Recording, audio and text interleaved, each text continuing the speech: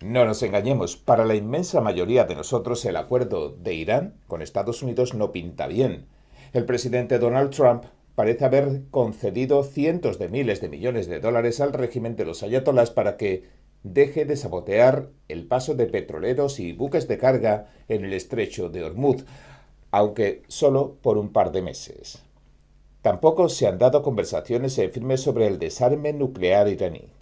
Todo parece haberse vuelto confuso con este último paso del comandante en jefe estadounidense, que decía estar aplastando casi definitivamente al ejército y a la Guardia Islámica iraní. Pero hay un problema que no podemos pasar por alto. Irán es Irán. Ya pasó algo similar con Afganistán y los talibanes, aunque con matices muy diferenciados. Pero a grandes rasgos la historia parece repetirse. Derrotar a un ejército es una cosa.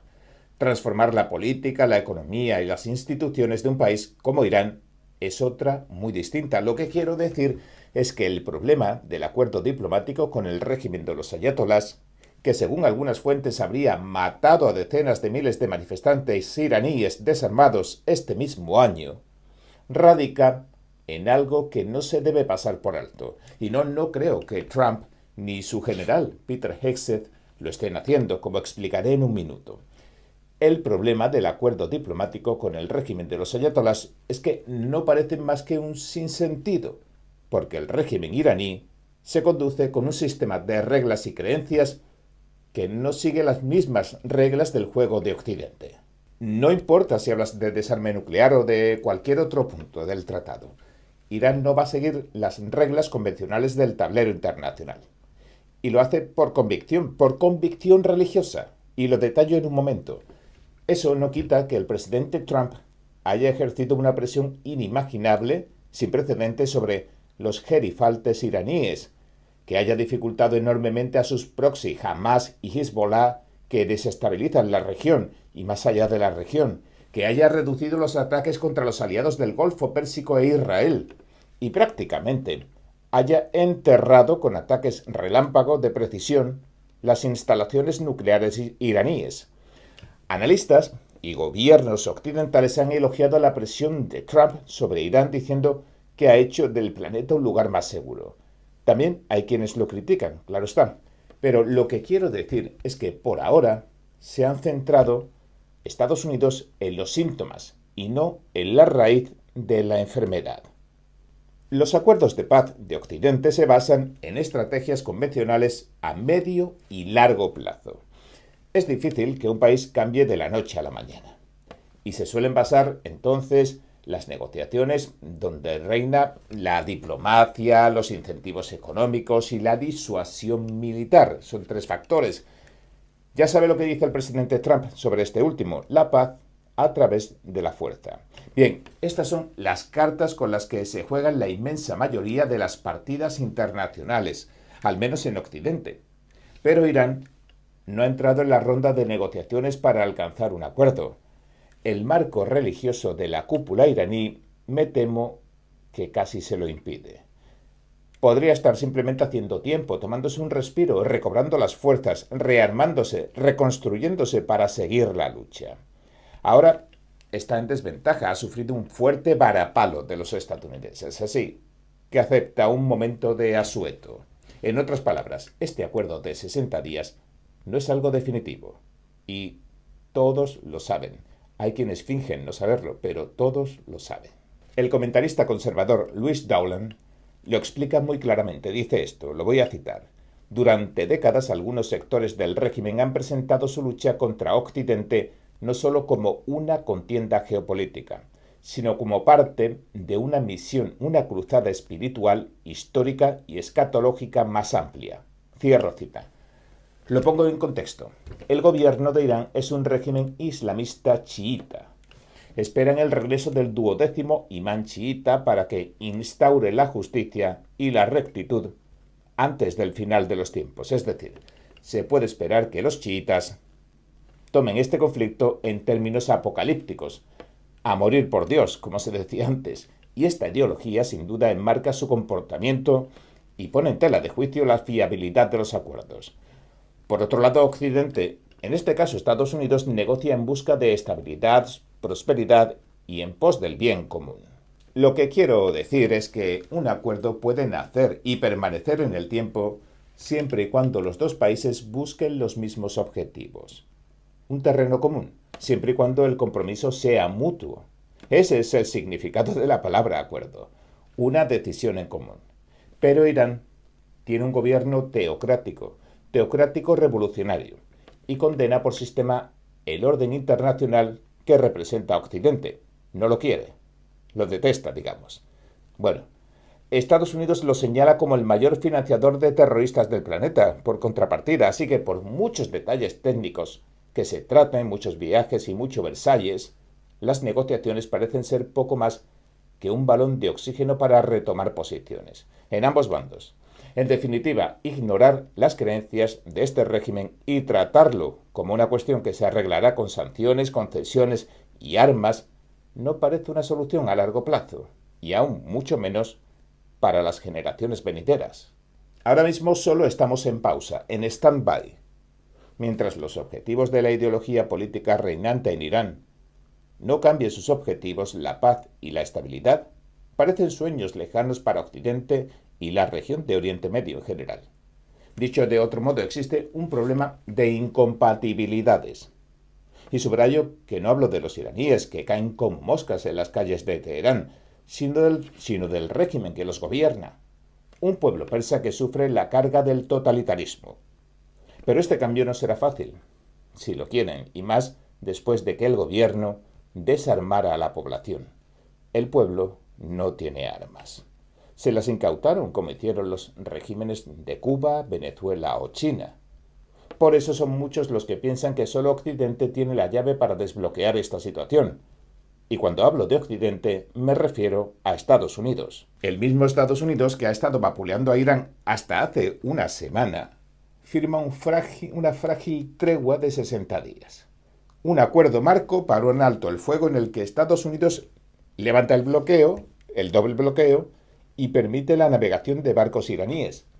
Trump dice que es un gran acuerdo, pero son pocos los que creen que se mantenga y mucho menos los que creen que sea algo definitivo. Por eso se habla de que es una maniobra del mandatario estadounidense de cara a las elecciones de mitad de mandato. Tiene bastante lógica, algo para aliviar las tensiones acumuladas y para que los republicanos recuperen algo del terreno que han perdido debido a la subida de los precios de la gasolina y de la cesta de la compra.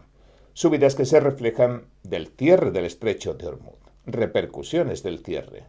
Trump puede estar pensando en los votantes indecisos o los que nunca votan, pero que votarían en su contra si su bolsillo se resiente. Por eso lo escuchamos decir sin rodeos en la cumbre del G7 en Francia hace unos días que no quería, cito, ver una catástrofe económica y que el cierre de Hormuz hubiera seguido, si hubiera seguido, eso es lo que podría haber sucedido. Cierro cita. Y es que los precios de la energía se habían disparado y se habían comenzado a resentir las cadenas de suministro. Es decir, le empezábamos a ver las orejas al lobo de la inflación. Bueno, ya se las habíamos visto. En realidad, ahora le empezábamos a ver los colmillos. Pero en cuanto se reabrió Hormuz, los precios del petróleo cayeron y las bolsas repuntaron, así de sencillo.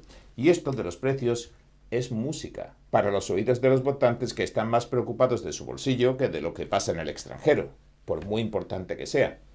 Se vio en las encuestas que Trump ganó en popularidad inmediatamente después del acuerdo. También un dato curioso. Muchos, casi 3/4 partes en algunas encuestas, estaban de acuerdo en el desarme nuclear de Irán, en que no enriqueciera uranio. Ahora, hace unos días, en la recta final de las elecciones de mitad de mandato, la oposición demócrata sigue disputándole a Trump y al Partido Republicano el tema de la economía. Hasta hace unos días, hasta el acuerdo. Los números de Trump en materia económica alcanzaban mínimos históricos en ese momento, y esto encendió todas las alarmas. Había que hacer algo. Los precios de la gasolina y la comida estaban altos debido al cierre de Hormuz.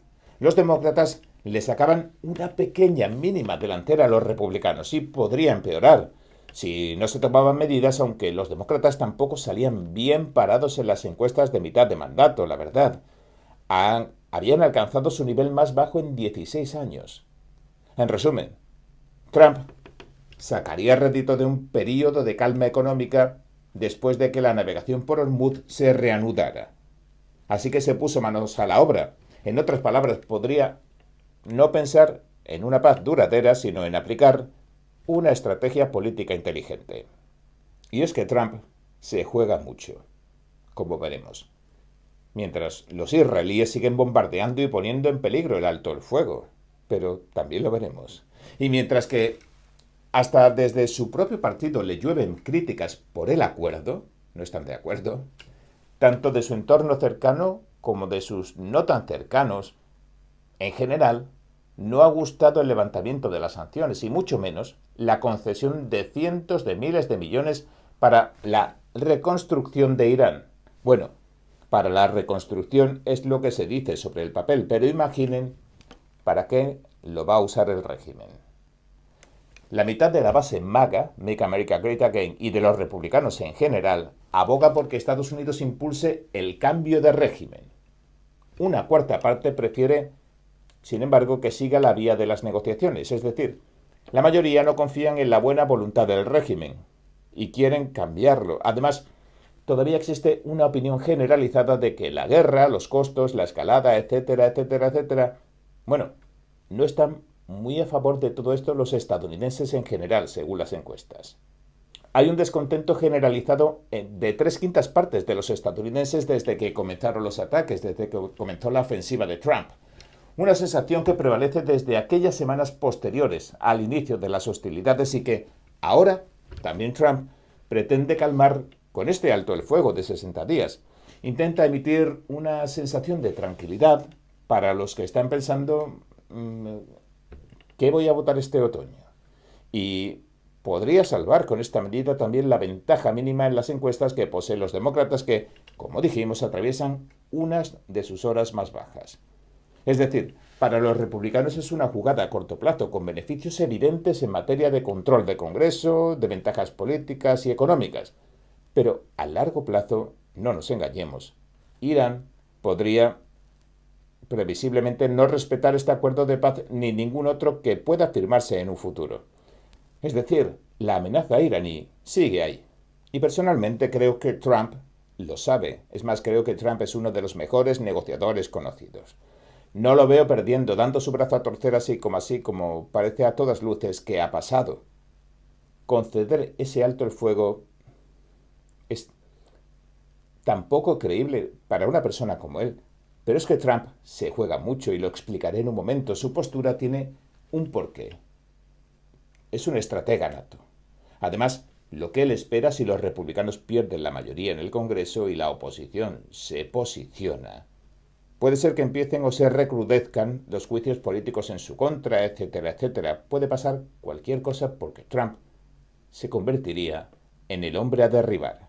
Ya sabe, como en el pasado. Por eso el golpe de Trump, esta maniobra también apunta a una jugada a largo plazo con Irán. No tiene que ser ahora mismo, cuando se derroque el régimen. Tiene hasta 2028, pero ahora tiene que ganar un Congreso. Luego tendrá tiempo para lanzar el siguiente paso contra el régimen iraní.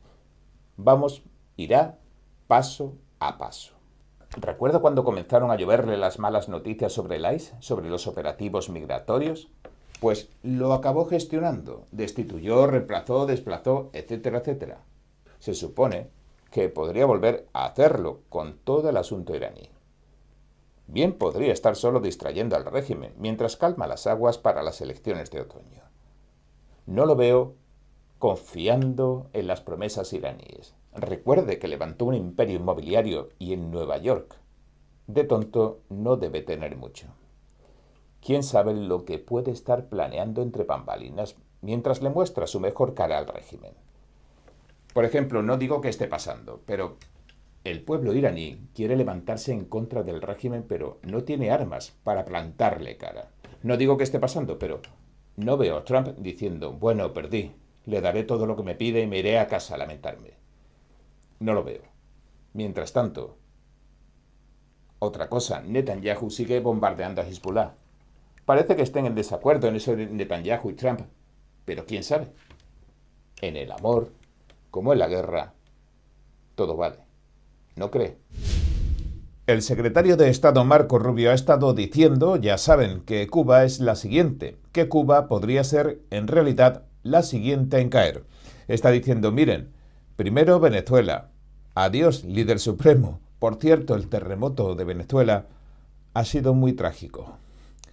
Por el momento se desconoce incluso el número de muertos. Algunas personas dicen que posiblemente sean alrededor de 10.000, pero en realidad todavía no lo sabemos.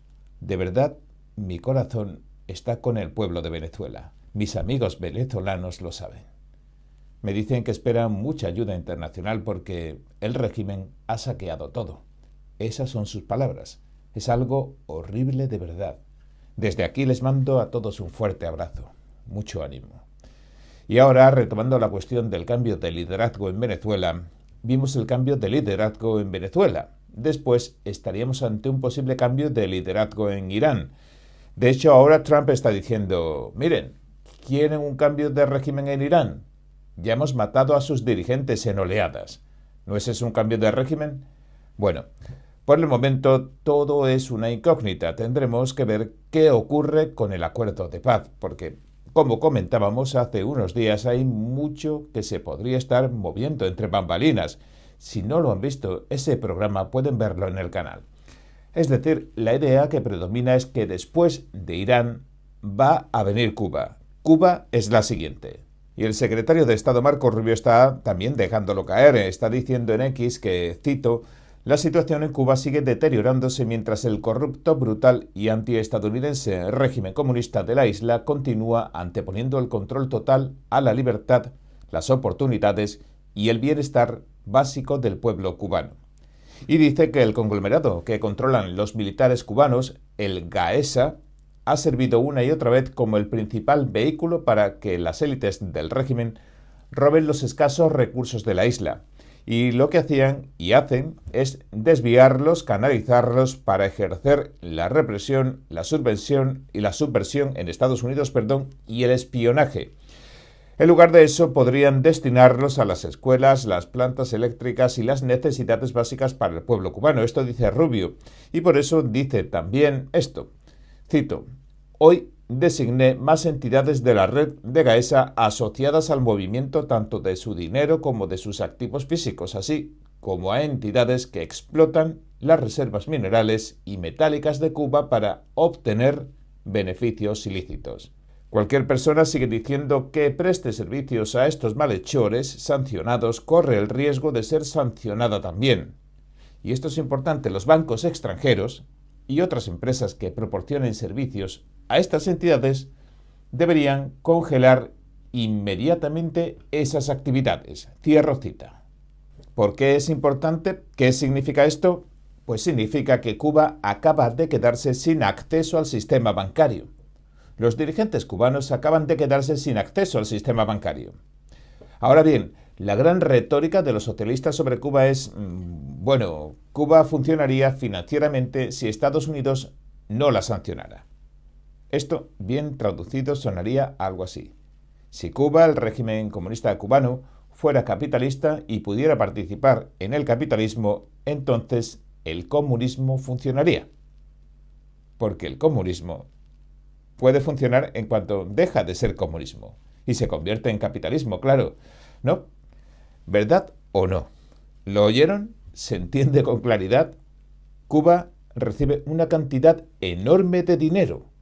La calidad de vida del cubano promedio debería ser más alta. Estados Unidos le proporciona mucho dinero al pueblo cubano, pero las élites cubanas les roban ese dinero y luego lo malversan todo. Tienen muchísimo dinero. ¿De acuerdo? Una cantidad absurda de dinero.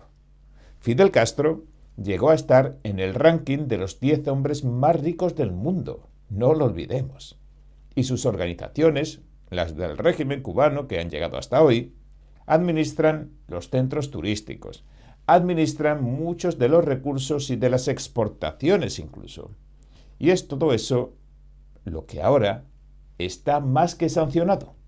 La dirigencia, los militares, los servicios de inteligencia, todos están sancionados. Y si continúan participando en estas cosas del gobierno cubano, no van a recibir su dinero.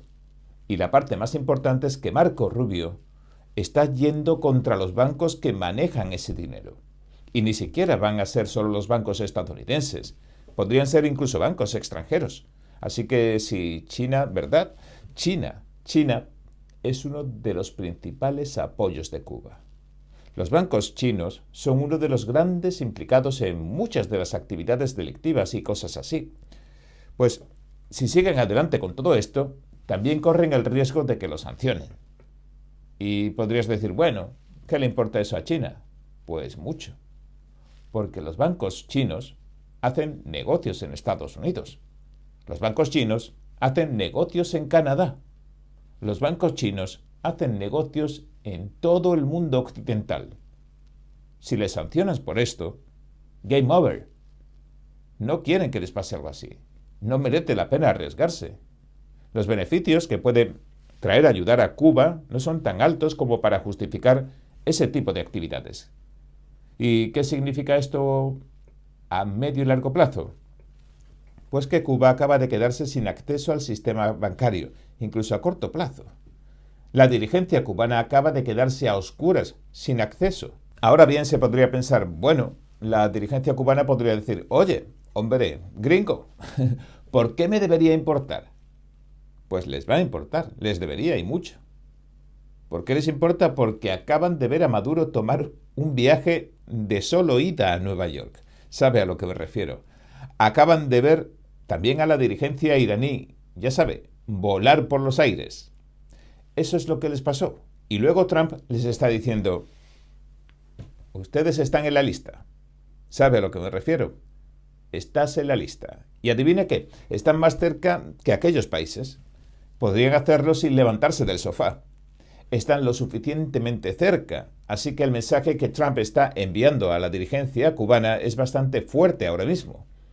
Eso podría obligarlos a menguar o a suavizar sus políticas totalitarias, y si lo hacen, ¿sabe qué más está pasando? Pues que el pueblo cubano también ya está harto. Sé que Nick Shirley, de hecho, hizo algunas investigaciones allí y hay que reconocerle el mérito, porque incluso lo siguieron los espías del régimen cubano. Cada persona con la que habló en la calle, sin embargo, dijo que sí, que la situación es horrible y que apoyaría que Estados Unidos tomara el control. Sí, por favor, libérennos del socialismo. Ya sabe a lo que me refiero. Liberen al pueblo. Eso es lo que el cubano promedio ha estado diciendo. Y si recuerda, hace unos años, aquella protesta masiva en Cuba donde la gente hablaba de luz y vida en lugar del régimen que habla de muerte, que es parte del lema del régimen cubano, estos hablaban de luz y vida. Y hay una canción muy popular que se estaba extendiendo y todo el mundo la bailaba y decía, vamos a derrocar al régimen cubano, al régimen comunista, vamos a ser otra vez el faro de Occidente como lo fuimos antes.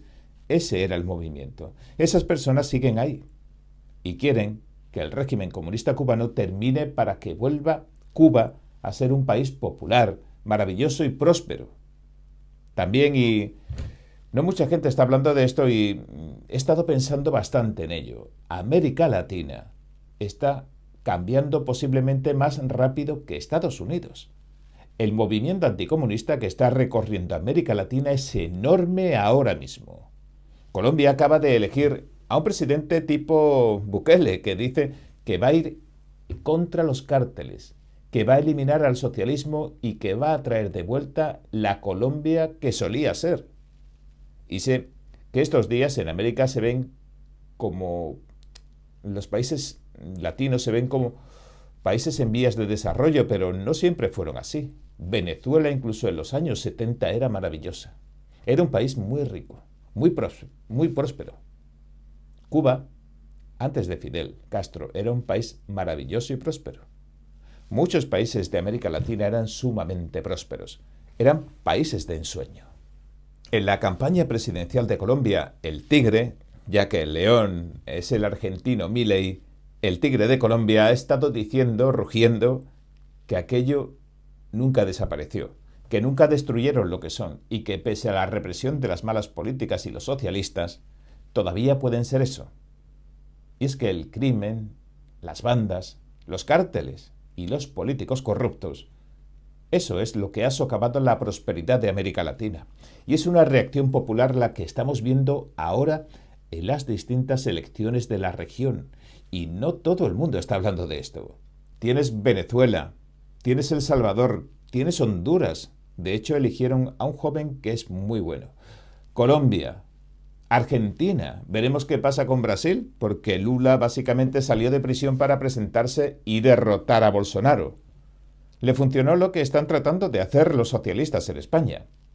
Lula es un convicto. Está condenado por crímenes de corrupción, pero salió absuelto porque el proceso judicial no se ejecutó correctamente. Por un tema procesal, es decir, salió libre por un tema judicial, no porque no hubiera cometido el delito. Y eso es justamente lo que está buscando ahora el expresidente español Rodríguez Zapatero, el primer presidente condenado de la historia de España. El socialista Zapatero no dice: todas estas joyas valoradas en más de 1 millón de euros no son mías, o son mías pero las obtuve legalmente. No está diciendo eso. No está diciendo: no se desvió mucho dinero a través de empresas pantalla a una empresa que crearon mis hijas. No está diciendo: no convencí al presidente actual, a Pedro Sánchez, al socialista, para que pagara millones para rescatar a una aerolínea que prácticamente no realizaba vuelos. No. Lo que está diciendo es: están violando mi privacidad y mis derechos porque leyeron los mensajes de mi teléfono y cosas así, buscando un resquicio legal para salir del atolladero judicial, como Lula. Pero los jueces de España, después de que su amigo Sánchez intentara tomar el poder judicial, se han puesto bravos. Y el poder judicial, pese a que la fiscalía la dominan los socialistas de Sánchez, está sacando a la luz tramas de corrupción casi a diario, cuando no es el segundo del socialista Sánchez, es su esposa, o su hermano, o su figura de inspiración, Rodríguez Zapatero, un asociado de China. Y cosa curiosa, todos estos casos de corrupción gubernamental estallaron con los mensajes de un teléfono que incautaron las autoridades estadounidenses y compartieron con los jueces españoles. Ahí dejo eso. Así que veremos qué pasa en España. Pero volviendo a lo que nos ocupa, América Latina parece estar mudando la piel socialista. Y mientras eso pasa, también tienes que se ha restablecido la doctrina Monroe, lo que Trump ahora llama la doctrina Donroe. Es un compromiso económico de las Américas, entre todas las Américas, dentro de las Américas, y eso podría acabar expulsando a China, Irán y Rusia, que ejercen una influencia importante, muy fuerte en América Latina. Eso, por extensión, expulsaría a los socialistas y eliminaría a los cárteles, descendientes de las llamadas guerrillas socialistas. Eliminaría las redes financieras que sostienen a los partidos socialistas.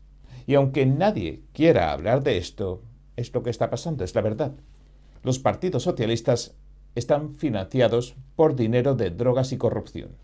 Si eliminas la corrupción politizada que controla América Latina, porque si controlas un país mediante la corrupción, quien controla la corrupción controla el país.